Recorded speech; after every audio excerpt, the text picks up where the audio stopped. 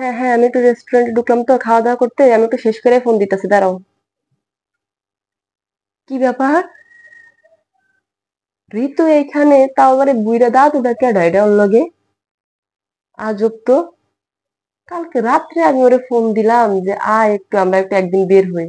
বললো যে না না না, সময় নেই, নাকি কি কেন গুরুত্বপূর্ণ কাজ আছে। তাহলে এটাই কি গুরুত্বপূর্ণ কাজ? কিন্তু দাদুর লগে গুরুত্বপূর্ণ কি কাজ?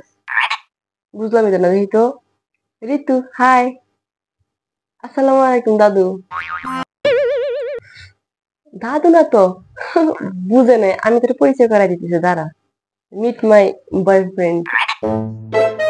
বেশি না, 1 সপ্তাহ হলো প্রপোজাল অ্যাকসেপ্ট করছি, আজকে আমাদের ফার্স্ট ডেট, বুঝছিস তো? বুঝছ নাই? তোর বয়ফ্রেন্ড এটা? সরি, আসলে আমি বুঝি নাই। আচ্ছা, তাহলে আড্ডা মার, তোরা আসলে প্রথমবার মিট করছিস তো। কথা বল কথা বল, সমস্যা নাই, আমি আসতেছি, হ্যাঁ।